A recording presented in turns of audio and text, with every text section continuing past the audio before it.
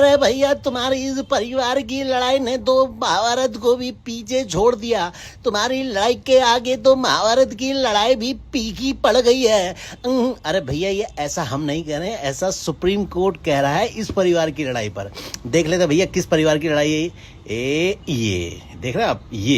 ये संजय कपूर जो करिश्मा कपूर के भूतपूर्व पति, जो अब इस दुनिया में नहीं है, लेकिन 30,000 करोड़ रुपए की संपत्ति छोड़ के गए हैं। जी हाँ बहनों भाइयों, 30,000 करोड़।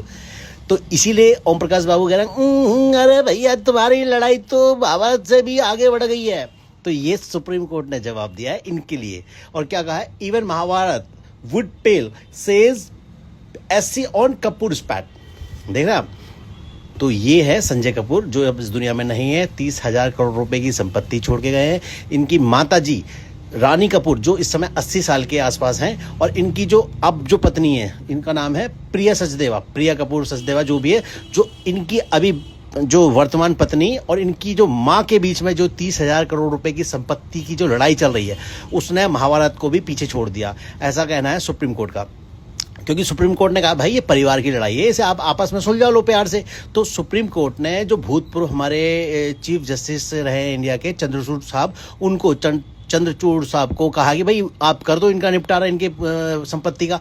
लेकिन ये मान नहीं रहे, ये कह रहे हैं कि नहीं, इनकी माताजी ने फिर एक नई याचिका दायर कर दी है सुप्रीम कोर्ट में। तो इसलिए सुप्रीम कोर्ट ने नाराज होकर, या कुछ भी तीखी टिप्पणी कह लो कि भाई आपने तो महाभारत को भी फीका कर दिया आपकी लड़ाई ने। तो अब ये लड़ाई चल रही है, 30,000 करोड़ रुपए की संपत्ति है।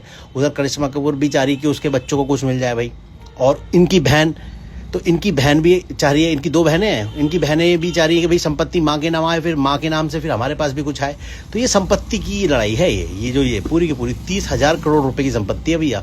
छोटी मोटी संपत्ति होती तो आदमी वो कर लेता, लेकिन सुप्रीम कोर्ट ने भी कहा कि भाई तुम इतनी संपत्ति है और तुम्हारी इतनी आयु है माता जी रानी कपूर जी, और प्रिया सचदेवा को भी समझाया कि पारिवारिक लड़ाई है, इसे आपस में सुलझा लो, क्यों इस लड़ाई को सड़कों पर ला रहे हो, क्यों अपने गंदे कपड़े पब्लिक के बीच में धो रहे हो। तो ऐसा कुछ है ये।